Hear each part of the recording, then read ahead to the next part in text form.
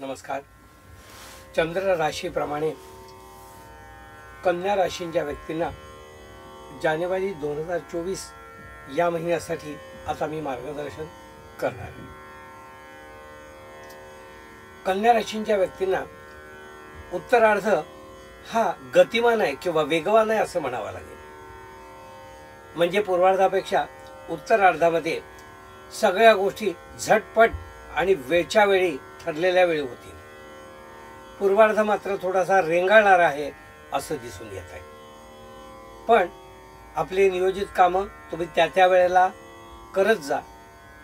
Speed त्याचा उशिरा घेतला तरी हरकत नाही. ती कामं मात्र पुढे ढकलू नका. ती वेळच्या वेळीच ठरलेल्या वेळी करा. कारण ती जर पुढे ढकलली तर त्याच्यापुढे वेगात येणाऱ्या समयामध्ये ती कामं तुमची ॲक्टिवेट होतील. तसं करू नका. तर तुम्ही ठरल्याप्रमाणेच ती कामं करा. पण सगळ्या गोष्टीला गती मात्र उत्तरार्धात मिळणार जास्त असं यामध्ये दिसून येत आहे. कन्या राशींच्या व्यक्तींना मी असं सांगू इच्छितो की या महिन्यामध्ये मगाशी सांगितल्याप्रमाणे पूर्वार्धात काही गोष्टी थांबत थांबत पुढे जातील. पण त्यामुळे अजिबात नाराज होऊ नका. तुम्ही त्यासाठी आपले प्रयत्न ठरल्याप्रमाणे चालू ठेवा. थांबत थांबत काही गोष्टी होणे किंवा कामाचं ॲप्रिसिएशन उशिरा मिळणे किंवा त्या गोष्टीला माणसाकडून काही उपद्रव होणे. कारण काही वेळा उपद्रव हे मानवी सुद्धा असतात. तर त्या मानवी उपद्रवानुसार काही गोष्टी उशिरा केल्या, त्या अमुक माणसाकडून ते काम झालं नाही, अशा गोष्टीमुळे थोडासा उपद्रव होण्याची शक्यता दिसून येते. पण मागे लागून तुम्ही ते करून घ्या. सरकारी कामं सुद्धा केवळ याच कारणाने विलंबित होतील असं दिसून येतं. पण हे सगळं पूर्वार्धापुरतं आहे. उत्तरार्ध मात्र तुमचा फार गतिमान आहे असं मला या ठिकाणी सांगता येते. मकर संक्रांतीनंतर सगळ्या गोष्टी आलबेल घडतील असं यामध्ये मला दिसून येते. प्रकृती या बाबतीत मी असं सांगू इच्छितो की सीझन बदलल्यामुळे किंवा प्रवास करून दुसऱ्या गावात गेल्यामुळे जर काही प्रकृतीचा जर तुम्हाला त्रास झाला तर तो तेवढाच त्रास आहे. अन्यथा मोठा त्रास काही तुम्हाला या महिन्यात दिसून येत नाहीये. उद्योगधंदा करणारे जे व्यक्ती आहेत त्यांना मी असं सांगू इच्छितो की केलेल्या कामाचं फलित जरा उशिरा दिसेल तुम्हाला, पण ते फलित दिसणार आहे. त्यामध्ये काळजी करायचं कारण नाही. आणि त्याचे योग्य पैसे सुद्धा, परतावा सुद्धा तुम्हाला त्याचा योग्य तो मिळेल. थोडासा उशिरा मिळेल, काही कारणाने विलंब होईल असं दिसतं, पण ते तुम्हाला मिळेल हे नक्की आहे. त्यामुळे तुमच्या प्रयत्नामध्ये तुम्ही अजिबात कसर किंवा कमतरता सोडायची नाही. कन्या राशींच्या व्यक्तींना मी असं सांगू इच्छितो, काही प्रसंगी तुम्हाला समोरचा माणूस दिलेला शब्द पाळणार नाही असं दिसून येतं. पण चिडचिड मात्र अजिबात करायची नाही.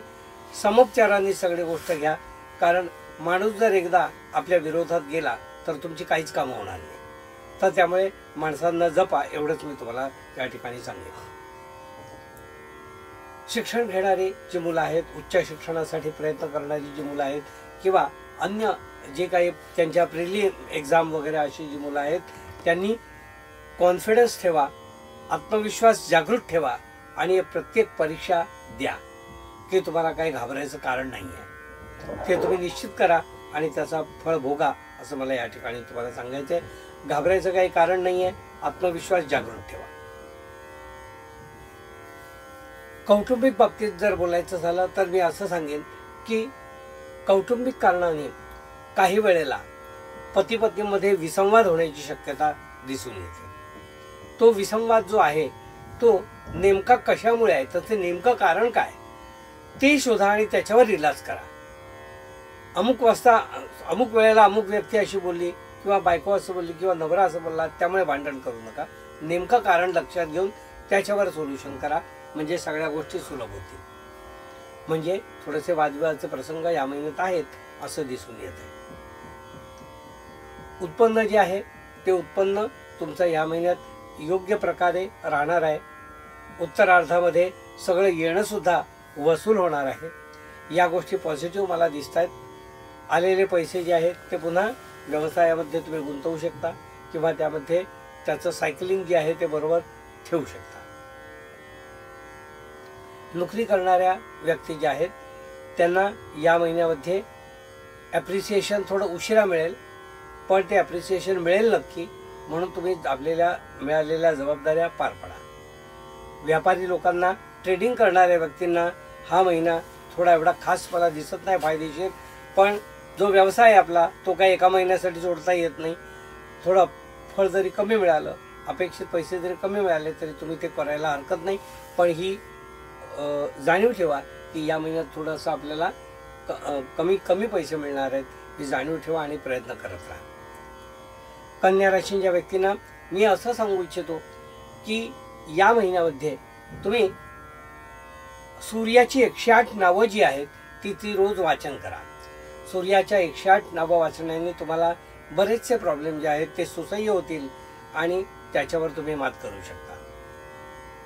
कन्या राशीच्या व्यक्तींना मी असं सांगू इच्छितो, या महिन्यामध्ये प्रवासाने थोडेसे तुम्ही हैराण व्हाल. कारण काही वेळेला असं होतं जे आपल्याला करायलाच पाहिजे असे प्रवास काही असतात, काही प्रवास टाळता येतात. तर जे काही करायलाच पाहिजेत असे प्रवास जे आहेत त्यामध्ये तुम्ही थोडे हैराण व्हाल असं मला दिसून येतं. म्हणजे सगळ्या गोष्टी जर सुलभ झाल्या नाहीत तर थोडा हैराण होण्याची शक्यता दिसून येते. म्हणजे एखाद्या कारणासाठी तुम्ही इथून कुठे प्रवास करून गेलाय आणि ती व्यक्ती वेळेत आलीच नाहीये तर जो काही मनस्ताप होईल अशा गोष्टी होऊ शकतात. यामध्ये अपसेट होऊ नका, तुमचं कर्म तुम्ही करत राहा. कौटुंबिक जबाबदाऱ्यामध्ये ज्या काही जबाबदाऱ्या तुमच्यावर आहेत त्यांना थोपवा. हो करूया, नक्की करूया असं आश्वासन द्या. लगेच करायला पाहिजे असं नाहीये, पण ते आश्वासन मात्र तुमच्याकडून दिलं गेलं पाहिजे. हे होतं कन्या राशीच्या व्यक्तींना मार्गदर्शन.